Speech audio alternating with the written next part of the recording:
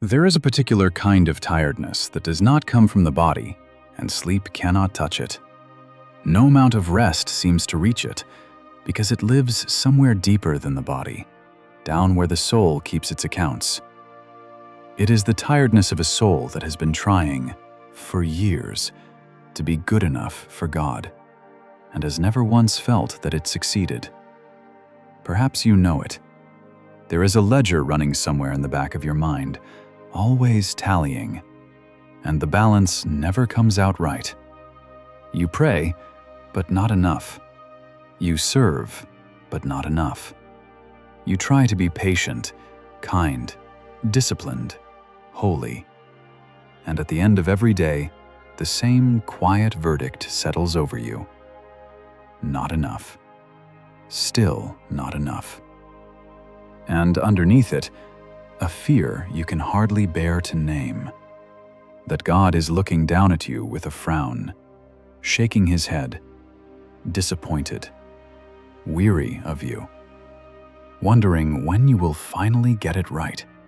If that is the weight you have been carrying, if your faith has somehow become an endless, exhausting effort to earn a love you never feel you have earned, if you come to God braced for his disappointment, if you cannot quite believe he could truly delight in someone like you, someone who fails as often as you do, then I want you to stay here with me for a while. Because the gospel, the actual good news of God, is not the thing you have been carrying. What you have been carrying is a counterfeit, a crushing lie dressed up in religious clothes. And tonight, I want to lift it off your shoulders, slowly, and show you the lightness that was meant to be yours all along. So take a breath, and let me speak to the one who is exhausted from trying to be good enough. I am speaking to the one who does all the right things and still lies awake feeling like a fraud. To the one whose prayers have become a list of apologies. To the one who reads about God's love and believes it is true for everyone except themselves. To the one who has measured themselves against an impossible standard for so long that they have forgotten what it feels like to simply be at rest in being loved. If that is you, then these words are for you, and I am in no hurry. So stay as long as you need. And let me say at the very start what this hour will not do. It will not pile one more demand on a soul that is already crushed under demands. It will not tell you to pray more, do more, try harder, feel guiltier. You have had enough of that. It is the very thing that has worn you down to where you are. And it will not flatter you with the lie that you are already wonderful just as you are and need nothing. That would be a different falsehood, and just as empty. What this hour will do is something far better than either. It will tell you the truth about a God you may have badly misunderstood. A God who is not the stern examiner you have been imagining, and about a gift so complete that the whole exhausting project of earning your way to him was never necessary in the first place. It will, I hope, set something down off your shoulders that you were never meant to carry. And it will do so slowly, without rushing you. Because a weight that took years to settle onto a soul is not lifted in a single sentence, but loosened gently, truth by truth, until at last it falls away. Let me begin by naming this exhaustion honestly, because it is real, and it is heavier than most people around you understand. There is the ledger that never stops running. Somewhere in you, an account is always being kept. Every failure gets entered, every shortfall, every sharp word, every prayer you meant to pray and didn't, every temptation you gave into again, every good thing you knew to do and left undone.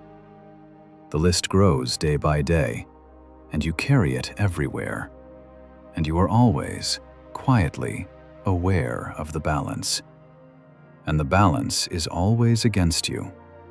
You cannot remember the last time you felt the account was clear. You are not sure you ever have. And the ledger does not only record the obvious failures. It is far more relentless than that. It marks the prayer you prayed, but with a wandering mind, the kindness you did, but with the wrong motive, the worship you offered, but without enough feeling. It finds fault even in your good deeds, whispering that they were not pure enough, not selfless enough, not done for the right reasons. So even your victories get entered as defeats, and there is no escape from the accounting. Because the standard it holds you to is not merely doing the right thing, but doing it perfectly, with a flawless heart, every single time. No human being could satisfy such a ledger. It was designed to never be satisfied. And you have been trying to balance it for so long that you have forgotten it is even possible to live any other way, to live as someone whose account has been settled by someone else, who no longer has to keep the books at all. There is the treadmill of trying harder. So you resolve to do better. More prayer, more discipline, more service, more reading, more effort. And for a while you climb, and then you slip. And the slipping confirms the very thing you feared, that you are not enough, that you cannot keep it up, that whatever standard God is holding, you keep falling beneath it. And so faith, which was supposed to be good news, has become the most exhausting labor of your life. A race with no finish line, a climb up a mountain with no summit, where no matter how high you get, there is always more above you, and you are always tired. And the cruelest part of the treadmill is that it never lets you arrive. There is no day when you finally do enough and get to rest. Even your best days, the days you prayed well and resisted temptation and served faithfully, do not bring relief, because tomorrow the demand resets to 0 and you must prove yourself all over again. The standard is not a fixed line you might one day cross. It is a horizon that retreats as fast as you advance toward it. And so you can never stop, never exhale, never feel that the matter is settled. Because in a system of earning, the matter is never settled.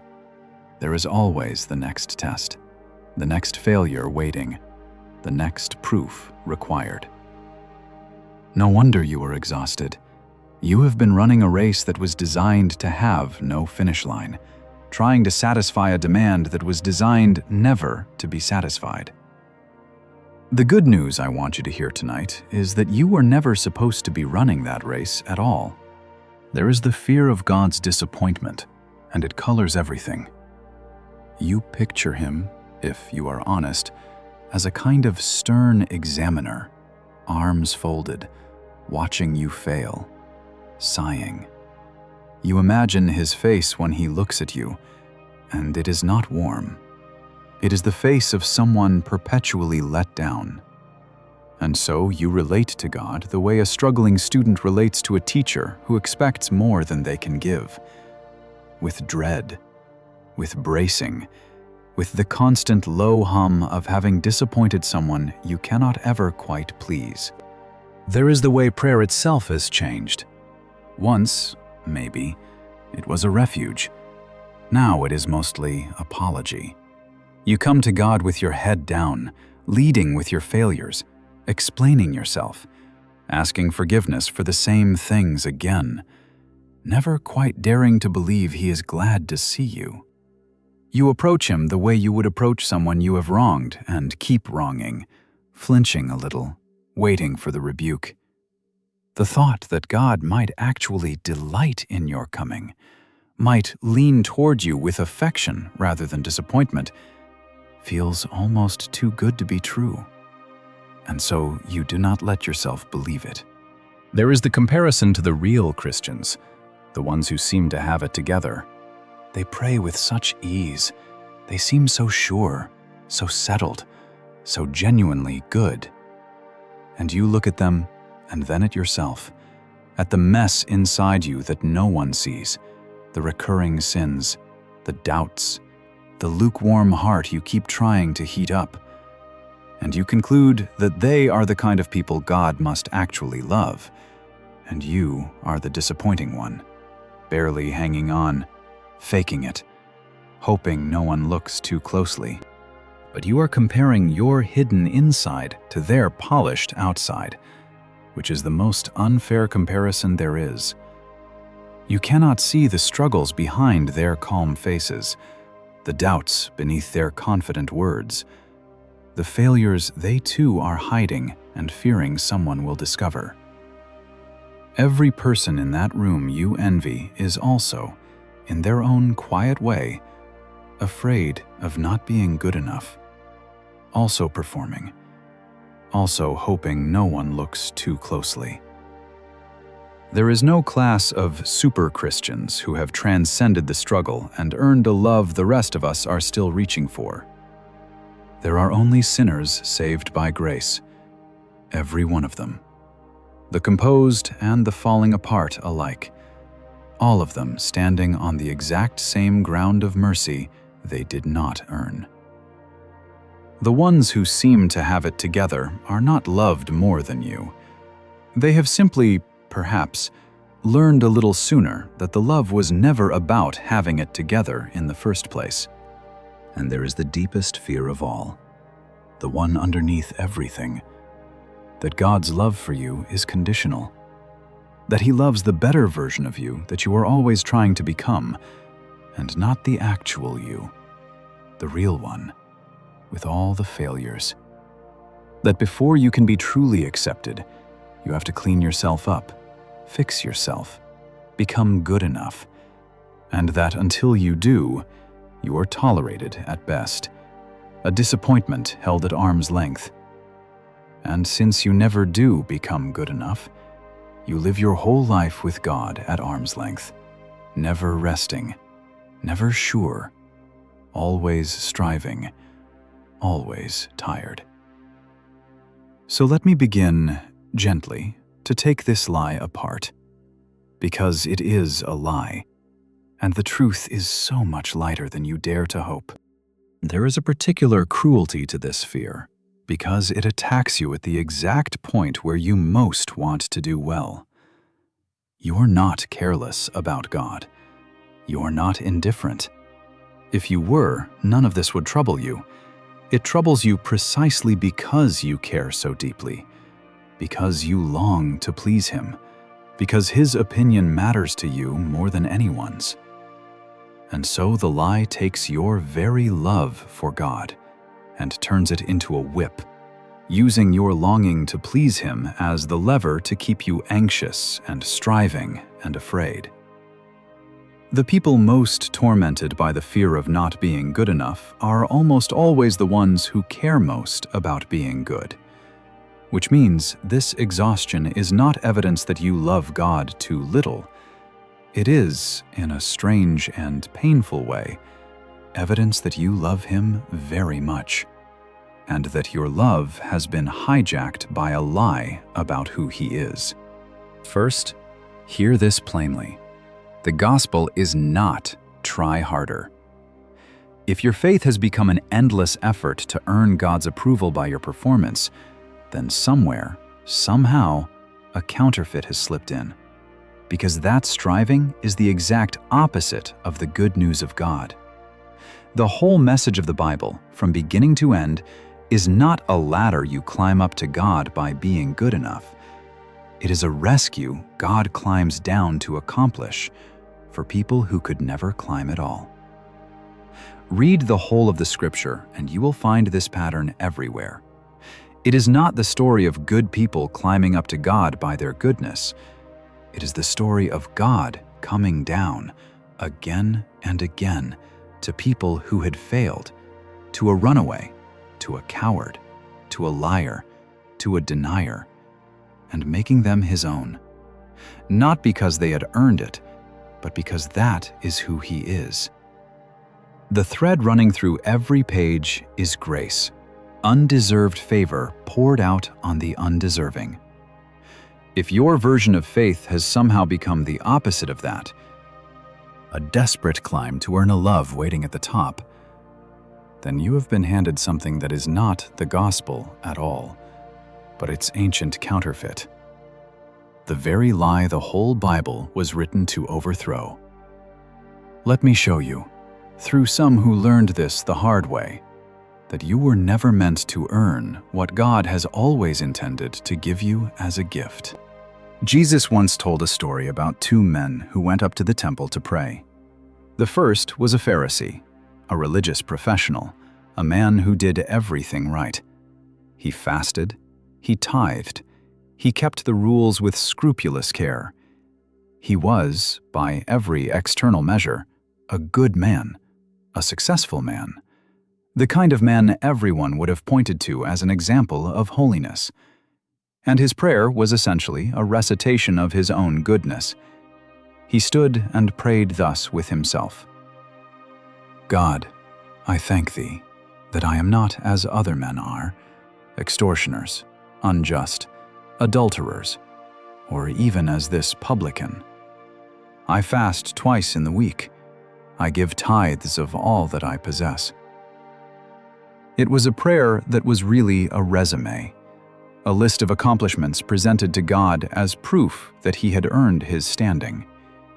He trusted in himself, that he was righteous, and he despised those who were not. And here is the tragedy of that man, a tragedy you must see clearly because you may be closer to it than you think. He was not a bad man by any external measure. He really did fast. He really did tithe. He really did keep the rules. If you had lived next door to him, you would have admired him. The problem was not his behavior. The problem was that he was resting the entire weight of his standing before God on that behavior. And so he had no need of mercy. And a man who has no need of mercy cannot receive it. The very excellence of his record had become a wall between him and grace. And this is the hidden danger for every earnest, striving soul.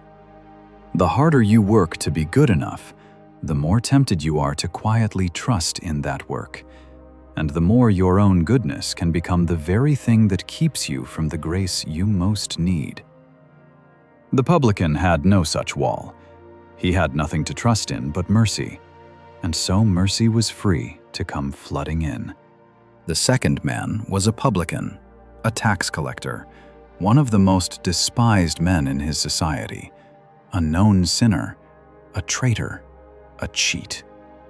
He had no resume to present, no record of good deeds, nothing to show God but his failure, and he knew it.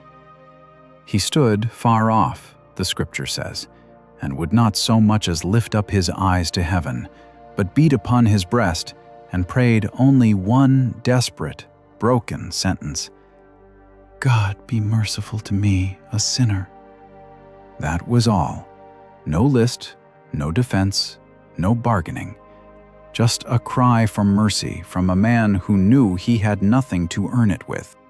And then Jesus delivered the verdict, and it turned the whole world's logic upside down.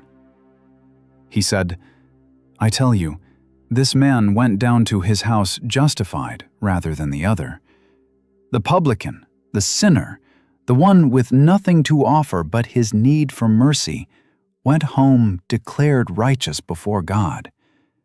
And the Pharisee, the good man, the one who had tried so hard and done so much, did not. For every one that exalteth himself shall be abased, and he that humbleth himself shall be exalted. Hear what that means for you tonight. God does not justify the people who earn it. He justifies the people who stop trying to earn it and simply cry for mercy. Your frantic effort to be good enough is not the path to God's acceptance. It may be the very thing standing in your way.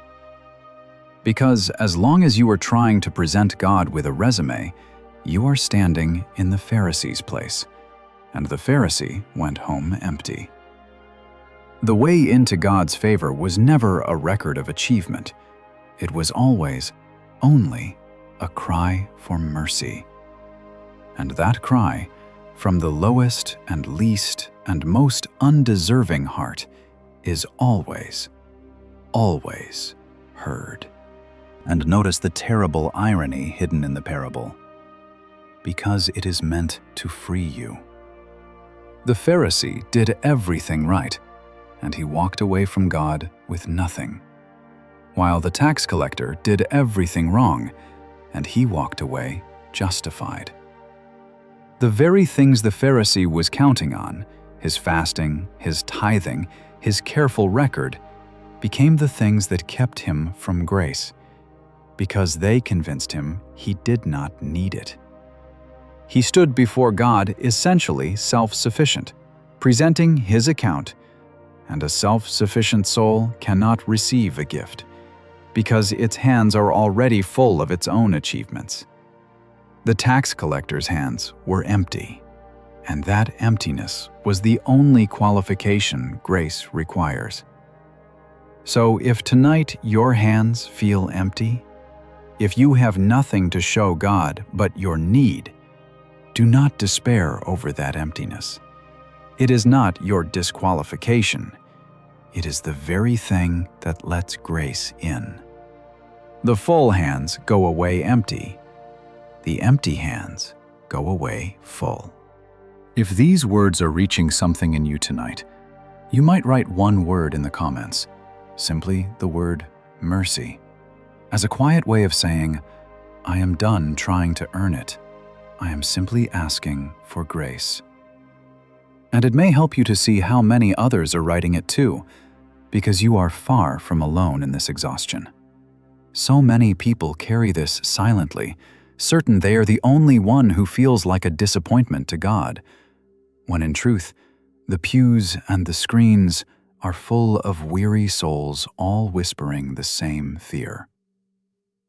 Now let me show you what grace looks like when it actually touches a person who knew they could never earn it. Jesus was once dining at the house of a Pharisee named Simon, a respectable religious man. And while he was there, a woman came in. A woman known throughout the town as a sinner. The kind of woman a respectable house would never have welcomed through its doors. She came carrying an alabaster box of ointment, and she came undone. She stood at Jesus' feet, weeping, and her tears fell on his feet, and she wiped them with the hair of her head, and kissed his feet, and anointed them with the ointment she had brought. It was an outpouring of love so lavish, so unguarded, so unconcerned with what anyone thought, that it made the whole room uncomfortable. And Simon, the religious man, watched it all with cold contempt. He said nothing aloud, but he thought to himself, if this man were really a prophet, he would know what kind of woman this is who is touching him, for she is a sinner. In Simon's mind, the woman was beneath grace, disqualified, the wrong kind of person, and a holy man would have sent her away. How often have you stood, in your own mind, exactly where Simon placed that woman, disqualified, the wrong kind of person, certain that someone as holy as God would surely want to send you away? That is Simon's lie, and it is yours. And Jesus shattered it in that room. For the one who was holier than Simon could ever dream of being did not recoil from the broken woman. He received her. He defended her. He sent her away not in shame, but in peace. The holiness of God, it turns out, does not push the unworthy away. It draws them in and makes them clean. You have feared that your unworthiness disqualifies you from God's presence. The truth is the opposite. It is exactly the unworthy, the ones who know they are unworthy, whom he delights to receive." But Jesus saw the whole scene with entirely different eyes. He turned to Simon, and he told him a short story about two debtors who were both forgiven, one a great debt and one a small. And he asked which would love the more. "The one forgiven most," Simon admitted. And then Jesus spoke the words that the broken woman needed to hear and the religious man could not understand. "Her sins, which are many, are forgiven," he said, "for she loved much." Notice the order of that, because everything depends on it. He did not say her sins were forgiven because she loved much, as though her love had purchased her pardon. He said the opposite. Her lavish love was the evidence, the overflow, the response of a forgiveness she had already received. She loved much because she had been forgiven much. The tears, the ointment, the worship, none of it was payment to earn grace. All of it was the natural outpouring of a heart that knew how much grace it had already been given. And then Jesus turned to her directly. This woman the whole room had written off, and said the tenderest words, "Thy sins are forgiven. Thy faith hath saved thee. Go in peace." Hear what is in that for you. The religious man, sure of his own goodness, stayed cold and distant and far from grace, even with Jesus in his own house.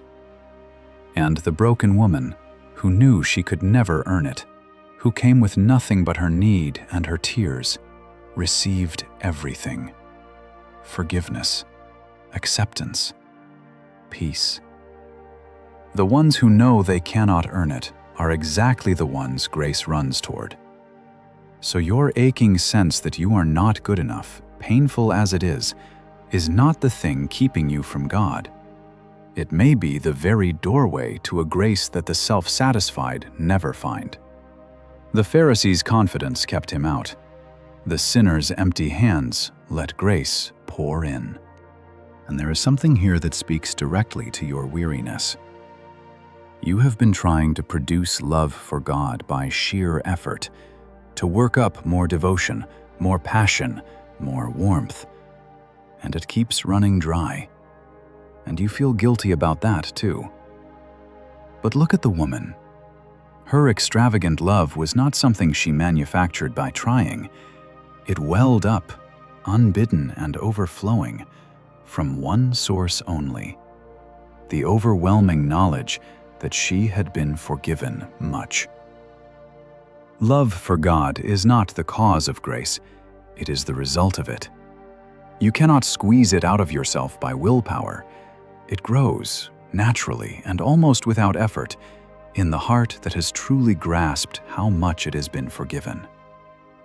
So if your love for God feels thin and forced, the answer is not to try harder to love Him.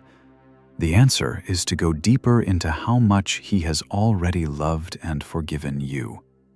Because that is the soil love actually grows in. The more you understand the size of the gift, the more the love will come on its own. The way it came to the weeping woman who could not stop pouring it out. And lest you think this struggle belongs only to ancient times, let me tell you about a man who lived long after, named Martin Luther. As a young man, he became a monk, and he was not a half-hearted one. He threw himself into it completely, rising before dawn to pray, fasting, denying himself, doing everything a man could possibly do to be good enough for a holy God. He was terrified of God's judgment. He believed that even one forgotten sin could damn him, and so he confessed his sins for hours at a time, raking through his memory for anything he might have missed, until his weary confessor would send him away. And still, he found no peace. Because no matter how much he did, he could never be certain it was enough. He could never get the ledger to balance. There is something almost unbearably poignant about that picture. a sincere young man, desperate to be right with God, doing absolutely everything his faith told him to do, and finding at the end of it, not peace, but terror. He was not lazy. He was not rebellious. He was trying with every fiber of his being. And it was the trying itself that was destroying him, because no amount of it could ever be enough to satisfy the demand he believed God was making.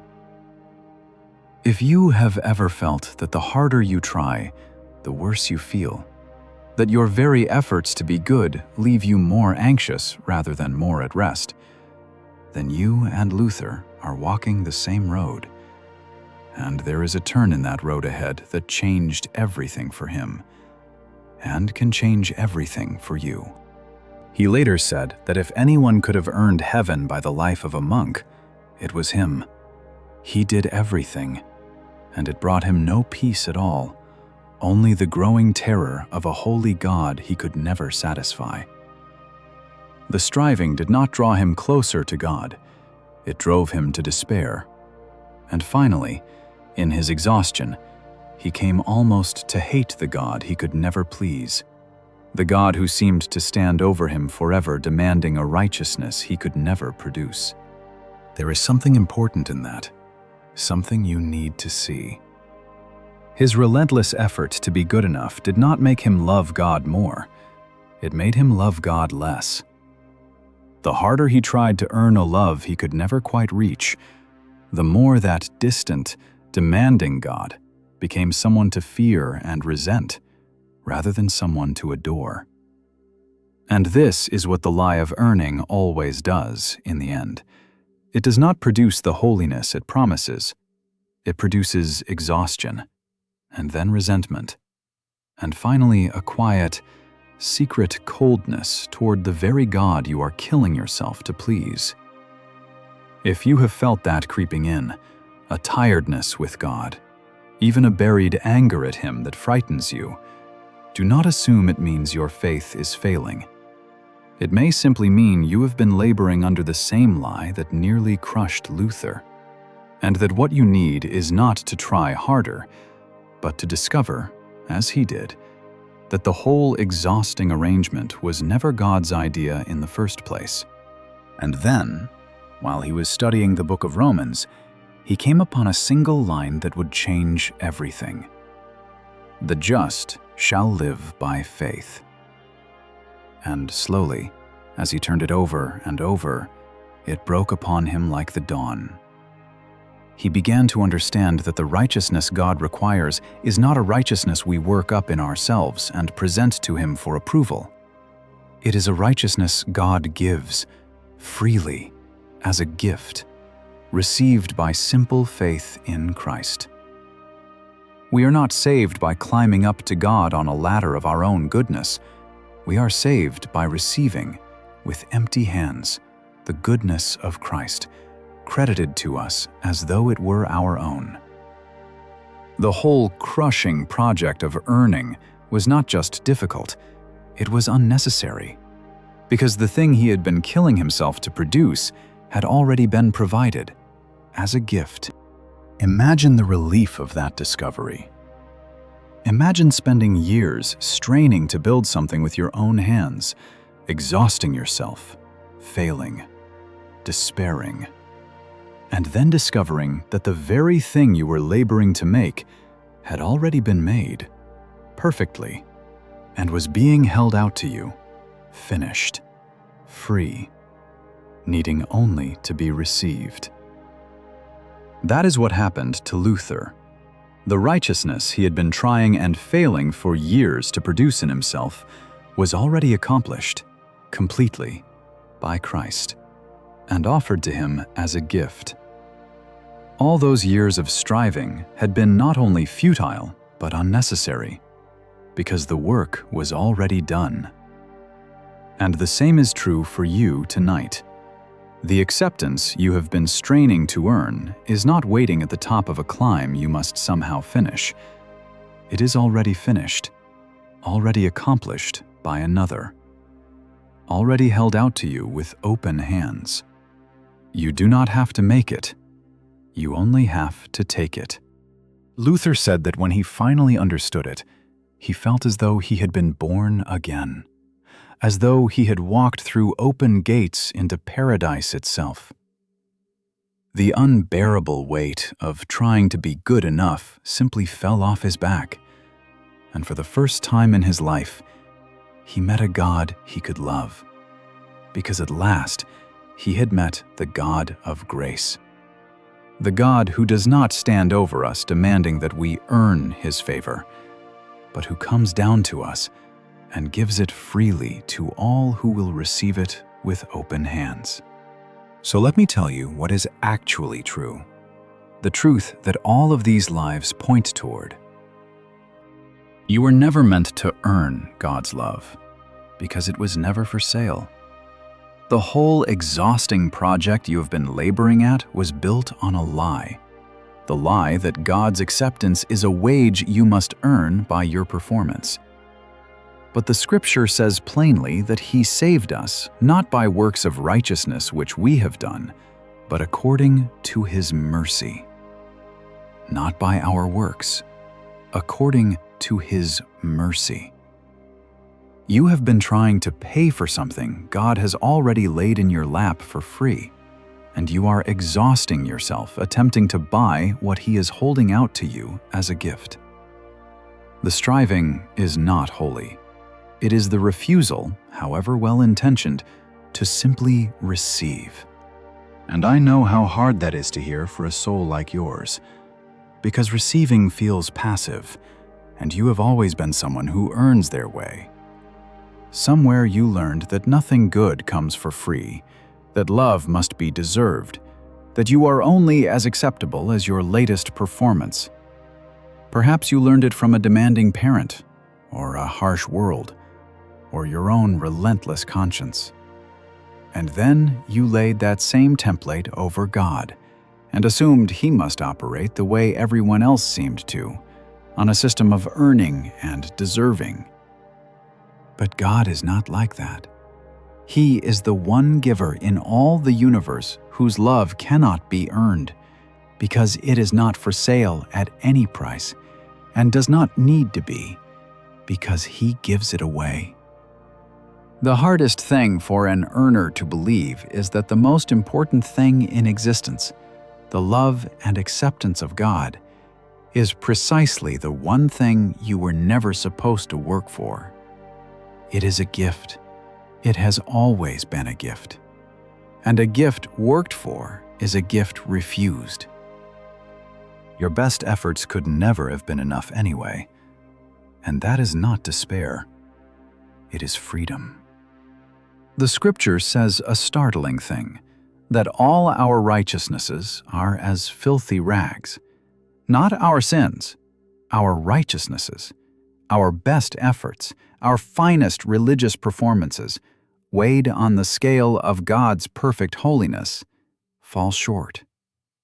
And that sounds crushing until you see what it actually means. It means that no one earns their way to God. Not you, not the saint you envy, not the most disciplined believer you have ever admired. Every last one of them stands before God exactly as you do, with empty hands, saved not by their goodness, but by His mercy. You are not uniquely failing, you are simply human, in the same boat as every person God has ever saved. The bar was never, be good enough. If it were, no one would make it. The bar was always, receive the gift. There is a strange and wonderful comfort in being told that your best is not good enough, once you understand it rightly. As long as you believe that being good enough is theoretically possible, you are trapped in the endless labor of trying to get there, always feeling that if you just tried a little harder, you might finally arrive. But the moment you accept that no one, not the greatest saint, not you on your very best day, can ever be good enough to earn God's acceptance, the whole exhausting enterprise collapses, and in its place comes rest You can stop trying to do the impossible. You can stop measuring your distance from a bar no human being has ever cleared. The failure you have felt so personally, as though it were uniquely yours, turns out to be the universal human condition.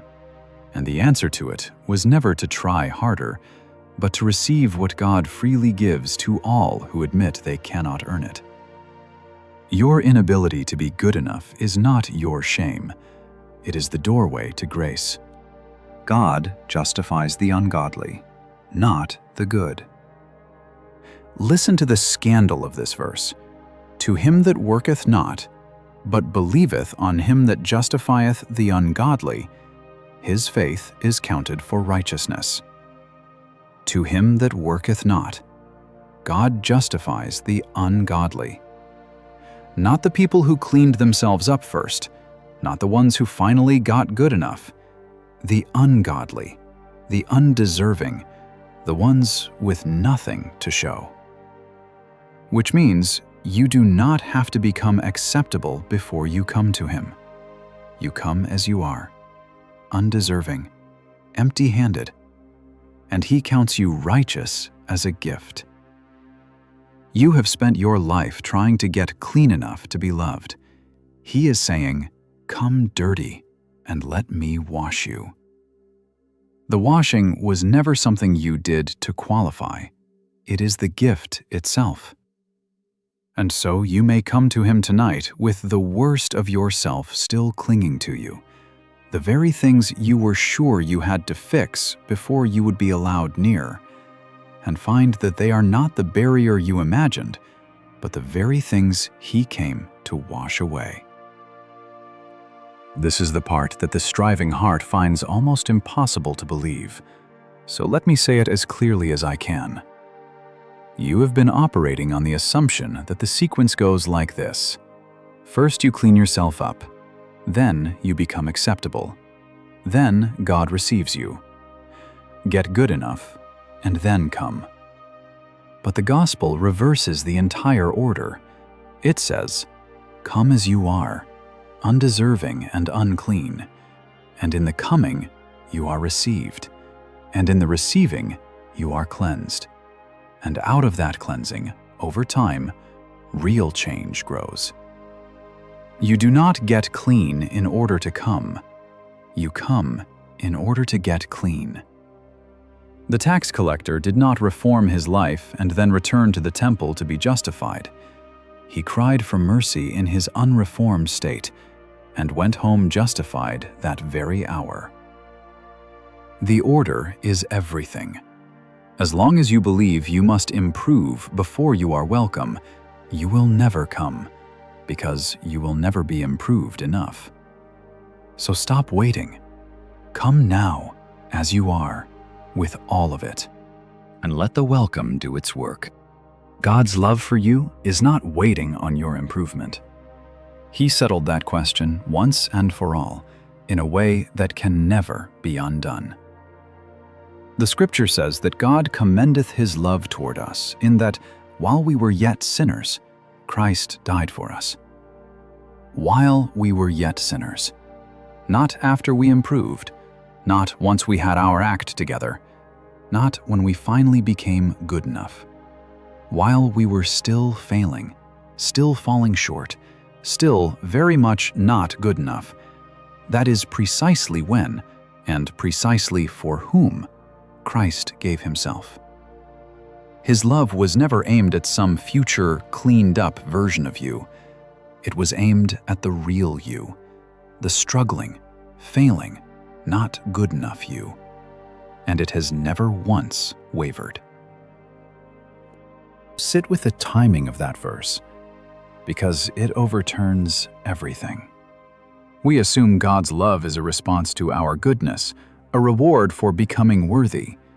But the cross happened while we were yet sinners, before we had improved at all, before we had earned a single thing, at the very moment we were least deserving. Which means God's love for you was never a response to your goodness in the first place. It came before your goodness, underneath it, independent of it.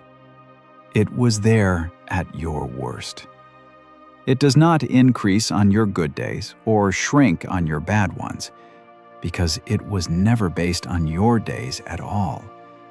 It was based on Him, on His character, on His decision to love you, settled before you did anything either to earn or to forfeit it.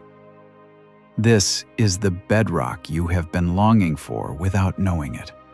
A love that does not move, because it was never anchored to your performance, but to His own unchanging heart. And your sins are not held against you the way you hold them against yourself. You keep a ledger. God has thrown His away. The Scripture says that as far as the east is from the west, so far hath He removed our transgressions from us. Not nearby, not where He can reach back for them, as far as the east is from the west, an infinite, unbridgeable distance. Gone. You stand before Him, braced for the frown of a disappointed examiner, replaying your failures, and He is not replaying them at all. He has removed them. The verdict you keep dreading has already been spoken over everyone who is in Christ, and it is not guilty, and it is not yet, and it is not try harder. It is righteous, given as a gift, paid for in full by another. Let that verdict be the last word over you, louder than the ledger, louder than the accusing voice, louder than the memory of every failure. Righteous. Not righteous once you improve, not righteous if you keep it up. Righteous now. As a settled fact. Because the righteousness in question is not your own, but Christ's, given to you and counted as yours. The court has already ruled. The case is closed, and the verdict cannot be overturned by tomorrow's failure, because it was never based on your record in the first place. You may live, starting tonight, as one already accepted, already declared righteous by the only judge whose opinion will ever, finally, matter. There is a beautiful picture of this in the Scriptures, of a righteousness that is worn rather than earned. The prophet rejoices that God has clothed him with the garments of salvation and covered him with the robe of righteousness, the way a bridegroom is adorned for his wedding. Notice that the righteousness is something put on him, like a robe, not something grown out of him like a fruit of his own effort. This is what God does for the one who comes with empty hands. He does not say, "Go and make yourself a suitable garment and return when you are presentable." He takes the spotless robe of Christ's own righteousness and wraps it around you, covering everything underneath, so that when the Father looks at you, He sees not your rags, but the perfect righteousness of His Son, draped over you as a gift. You have been frantically trying to weave your own garment out of your own goodness, and it keeps coming out as filthy rags. Stop weaving. The robe has already been made, and it is being held out to you, and all you have to do is let Him put it on. Now, let me be careful and honest here, because grace is so often misunderstood, and I do not want to hand you a counterfeit in place of the lie I am taking away. Grace is not permission to stop caring about sin, or to treat holiness as though it did not matter. The gospel is not, "Do whatever you want, it's all covered, nothing matters." That is a cheap imitation of grace, and it is just as far from the truth as the exhausting striving.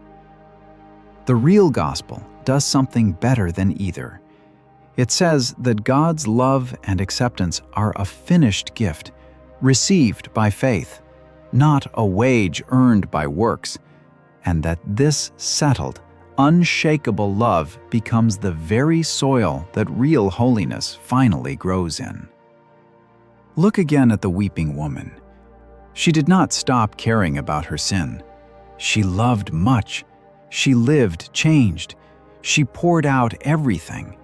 But all of it flowed from the forgiveness she had already received, not as a payment to earn it.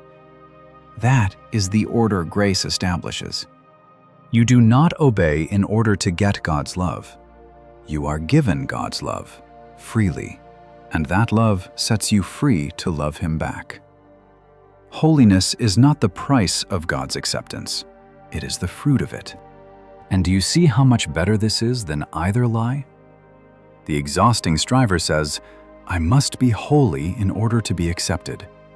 The careless soul says, "Since I am accepted, holiness does not matter."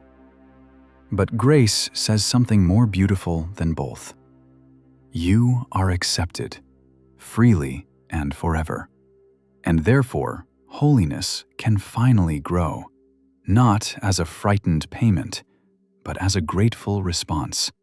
The way a loved child grows more like the parent who has only ever loved them. The striver obeys and finds no joy in it, because it is forced labor under a demand. The one who has received grace obeys and finds joy, because it is the natural movement of a heart set free. The same actions, the prayer, the kindness, the self-denial, look identical from the outside, but one is the heavy clank of a slave's chain, and the other is the glad dance of a freed child. Grace does not lower the call to holiness. It changes the engine that drives it, from fear to love, from earning to gratitude, from exhaustion to joy. So let me name the lies that this exhaustion has been telling you, and answer each one. The first lie is that you have to be good enough to earn God's love. But it was never earnable, by you or by anyone. It is a gift, given not by works of righteousness which we have done, but according to His mercy. The publican who had nothing to offer went home justified, while the Pharisee, who had everything to offer, went home empty. Your performance was never the currency. A cry for mercy was always the only thing required. And you can offer that right now, exactly as you are. And consider what this means about timing, because the striver always thinks acceptance lies somewhere in the future, after enough improvement. If God justified the tax collector in the moment he cried out, unreformed, still standing in his sin, then there is no waiting period for you either. You do not have to earn your way to a future date when you will finally be acceptable. The acceptance is available now, this very moment, in your current, unfinished, failing, not good enough state. The instant you stop presenting your record and simply ask for mercy. You have been living as though God's welcome were a distant reward you might someday qualify for. It is a present gift you may receive tonight. The only thing standing between you and it is the stubborn determination to earn what He is trying to give you for free. The second lie is that God is disappointed in you, that He looks at you with a frown. But that stern, sighing examiner you picture does not exist. The real God is the one who received the weeping woman at Simon's table, who justified the broken tax collector, who gave Himself for sinners. His posture toward His child is not a frown. It is the open arms of the one who loved you enough to die for you while you were still failing. You have been bracing before a face that, if you could only see it clearly, is full of affection, not disappointment. Where did that frowning face come from? Often it is borrowed, without our realizing it, from someone else. A father who was never pleased, a mother who withheld approval, a teacher or a critic whose disappointment cut deep. We take the face of the one who was hardest to please and we paint it onto God. And then we spend our lives flinching before a God who is really just an old wound wearing a divine mask. But God is not that person. He is not your harshest critic enlarged to cosmic size. He is the one who looked at a despised tax collector's tears and called him justified, who looked at a fallen woman's worship and told her to go in peace. If the God you imagine is perpetually disappointed in you, then somewhere along the way you have been introduced to the wrong God. The true one is looking at you with an affection so deep he gave his own son for you. And that affection does not flicker with your performance. The third lie is that your failures have finally used up God's patience. But he has removed your transgressions as far as the east is from the west, and his mercies are new every morning. He is not tapping his foot, waiting for you to exhaust his goodness. The same sin brought to him in honesty 100 times is met with forgiveness 100 times, because his mercy does not run on a meter that empties. There is no failure of yours that has reached the bottom of his grace, because his grace has no bottom. You may fear that there is a limit, a number of times after which God finally gives up on you, a threshold of failure beyond which his patience runs out. We are like that with each other, after all. Even the most loving human forgiveness eventually frays under repeated injury. But God's mercy is not a finite reservoir that drains with use. It is an ocean fed by an infinite source, and you cannot empty it, no matter how many times you return to it. The same confession, made again today for the sin you confessed yesterday and will probably have to confess tomorrow, is met with the same full and unwearied forgiveness, because the supply does not diminish. When his followers once wondered how many times they were obliged to forgive someone who kept on wronging them, hoping for some reasonable limit, the Lord answered with a number so large, it was really a way of saying, "Stop counting altogether." If that is the forgiveness God commands from us, how much more is it the forgiveness he himself extends to you? You have not worn out his grace. You cannot. It was never going to run out. The fourth lie is that the real Christians do not struggle the way you do. But the truth is the opposite. The people who have known God's grace most deeply have almost always been the ones most aware that they could never earn it. The publican, who could not so much as lift his eyes, went home justified. The weeping woman, who knew exactly what kind of life she had lived, received peace. Luther, in all his striving, found only terror until grace broke through. Your acute sense of not being good enough is not a sign that you are further from God than others.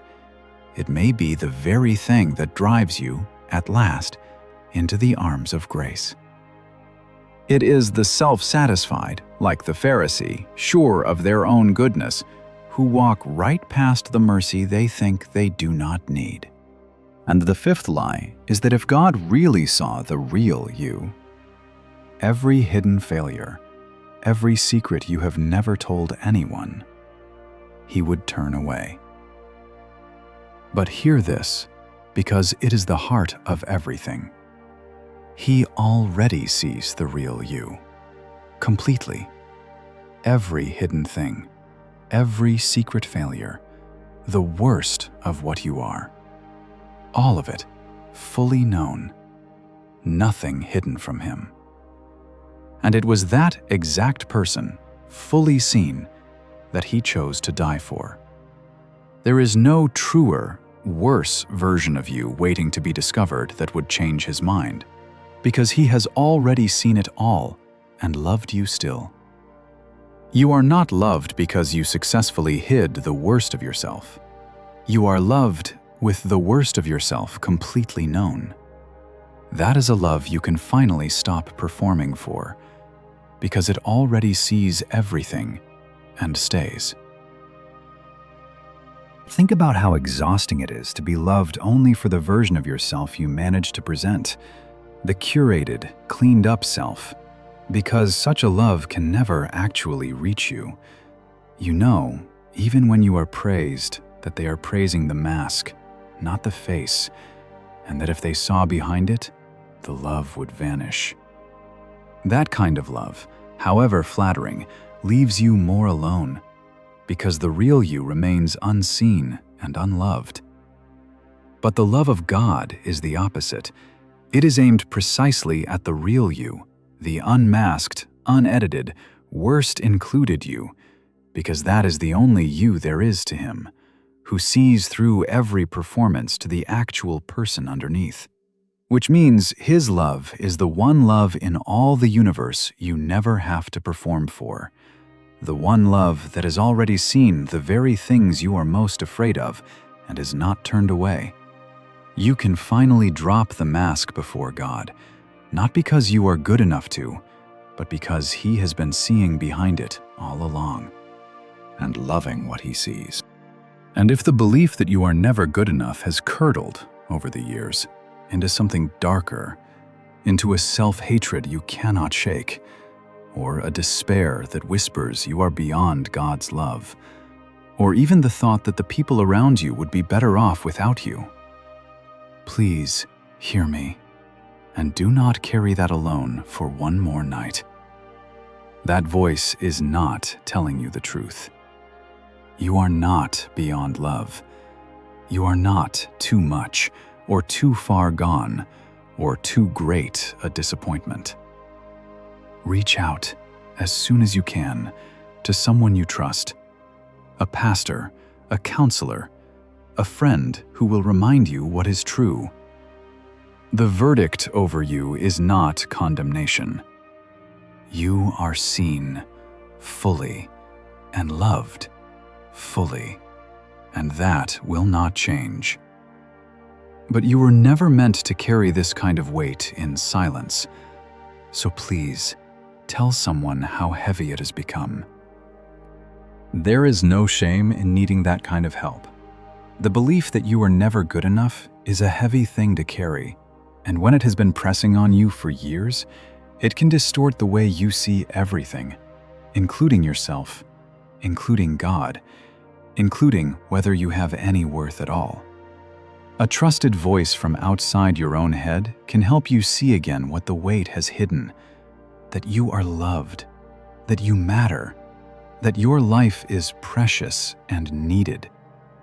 So do not wait until you are at the very edge to reach for that voice. Reach for it now, while you are simply tired, before the tiredness becomes something darker. You are worth that care. You always were. And the very fact that this fear has weighed on you so heavily is, in its own way, a sign of a tender conscience and a longing heart. The kind of heart God has always drawn near to, never despised. So what do you actually do when you have spent your life trying to be good enough? A few gentle things. Stop trying to earn it and start receiving it. This is the hardest thing in the world for a striver, because receiving feels like doing nothing, and you have always survived by doing. But a gift cannot be earned, it can only be received with open and empty hands. So practice the publican's prayer. Come to God not with your resume, not with your list of how hard you are trying, but simply, God, be merciful to me. And then let yourself be received, because you will be. I know how strange and even frightening it can feel to simply receive, to do nothing, to stop earning. Because for you, doing nothing has always felt like the surest way to lose everything. Your worth has always seemed tied to your effort, and so to stop striving feels like stepping off a ledge. But this is the leap grace asks of you, to trust that the ground will hold, even when you are not holding yourself up by your own performance. Try it. just for a moment. Stop. Stop trying to be good enough. Stop running the ledger. Let your hands fall open. And notice that you do not fall. That you are still held. That the love is still there, steady underneath you, requiring nothing. That stillness, that being held without earning it, is what grace feels like. And it is yours to live in, not for one borrowed moment, but for the rest of your days. Let your obedience flow from love, not for it. You will still serve God, still long to please Him, still want to grow in holiness, and that is good and right. But let it come the way the woman's tears came, out of gratitude for a grace already given, not as a desperate payment for a love you do not yet have. You already have the love. Now you get to respond to it. That changes everything about how it feels. It is the difference between two people doing the dishes. One does them because they are terrified of what will happen if the kitchen is not spotless, bracing all the while for criticism, resenting every plate. The other does them as a quiet gift for someone they love, humming, glad to serve. The dishes are the same, the hands are the same, but one is misery and the other is love. And the only difference is the relationship underneath. So it is with everything you do for God. As long as you serve to earn His love, every act of obedience will carry an undertone of fear and resentment, no matter how correct it looks. But once you know the love is already yours, the very same acts become expressions of gratitude, light instead of heavy, joy instead of dread. Do not try to stop serving God. Just let the reason underneath it change, from earning to thanking. And watch how the weight lifts off the same tasks you have been dragging yourself through for years. Preach the gospel to yourself every single day. When the ledger starts running again, when the imaginary frown appears, when the old verdict of not enough rises up in your mind, answer it out loud with the truth. I am not accepted because I am good enough. I am accepted because Christ is good enough, and He has given me His own standing as a gift. Say it until your heart believes it, and say it again tomorrow. The lie has been preaching to you for years. It is only fair that the truth gets to preach back.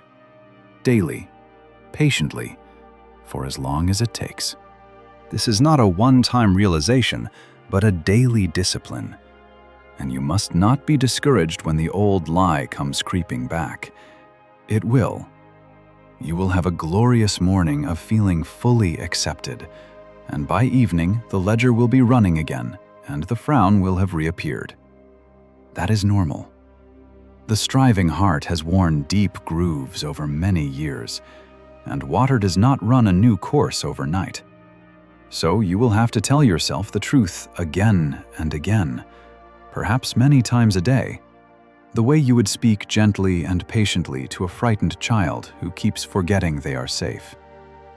Each time the accusation rises, you answer it with the gospel. Each time the demand to earn returns, you set it down again. It is not a sign of failure that you have to keep doing this.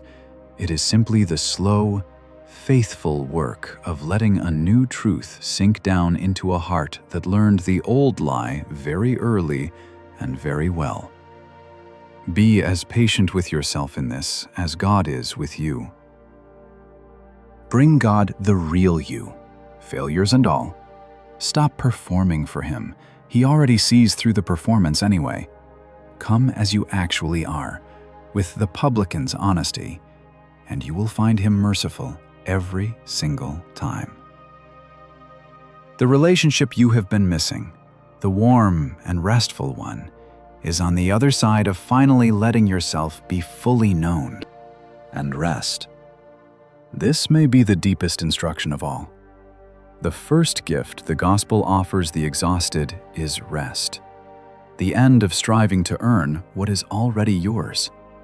So put down the load, step off the treadmill, stop the desperate arithmetic of trying to be good enough.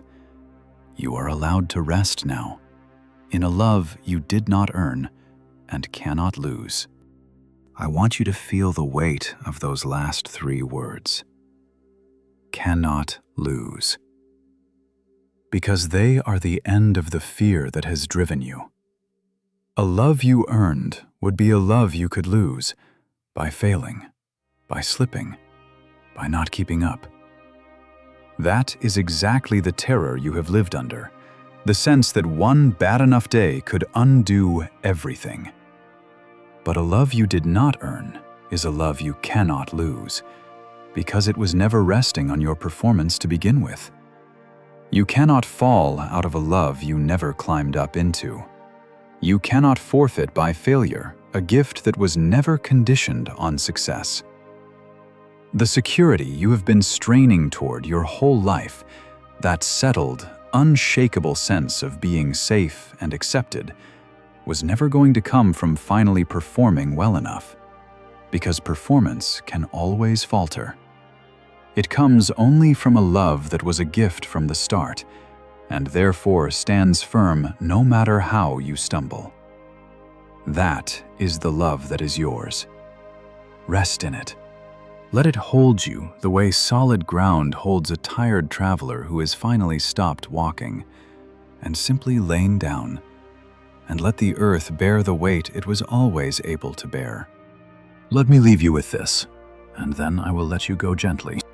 Picture a ledger, a great old account book, and imagine that in it, written in your own hand, line after line after line, is the record of your whole life's failures. Every sin, every falling short, every prayer not prayed, every kindness withheld, every time you were not good enough. You have been keeping this book your entire life. You carry it everywhere. And every single day, you try to pay it down, to balance the account by being better, doing more, trying harder. And every single day, the list grows faster than you can pay it, and the balance never reaches 0, and the weight of it bends your back. This is the load you have been carrying for so long that you have forgotten it was ever possible to stand up straight. You have tried, perhaps, to pay it down by feeling bad enough about it, as though sufficient guilt might balance the books. You have tried to pay it down by promising to do better, by punishing yourself with shame, by never quite letting yourself feel forgiven, as if staying miserable were a kind of payment. But guilt cannot pay a debt, it only adds to the weight, and no amount of self-punishment has ever cleared a single line from that page, because it was never in your power to clear it. The debt was always too great, and the currency you were trying to pay it with, your own goodness, your own remorse, your own renewed effort, was never enough and never could be. And then comes the gospel, the thing that broke over Luther like the dawn, the thing I am praying breaks over you now. That ledger, the whole impossible debt of it, was lifted off you by another. Christ took the long handwriting that stood against you, the entire record of debt you could never have paid, and he carried it to his cross and nailed it there. And across the whole long list, in his own blood, he wrote one word. Not paid in part, not paid as far as you managed to get. One word, final and complete. Paid. The account you have labored over your entire life, the one you could never balance, is settled. Not because you finally earned it, but because another paid in full what you never could. So you can put down the pen now, dear heart. You can close the book. You can stop the desperate arithmetic forever. because the debt is not partly paid, not mostly paid, but finished, fully and forever. You do not have to earn what has already been given. You do not have to climb to a God who has already come all the way down to you. The striving is over. The verdict is in, and it is not guilty. And it is not yet. And it is not try harder. For everyone who will simply receive it with empty hands, the verdict written across the whole long ledger of their life is one word in blood: paid. And under it, two more: beloved, free. So lay it down. Lay down the impossible weight of being good enough, the weight you were never meant to carry, and come, just as you are, with empty hands and a cry for mercy, to the God who has been waiting all along. Not to grade you, but to love you. He is not disappointed that you came. He is glad. And the gates, the open gates, were never once locked to you at all. They never were. They are open still. So come in and rest and be loved. Come in and stay, and let the striving end at last.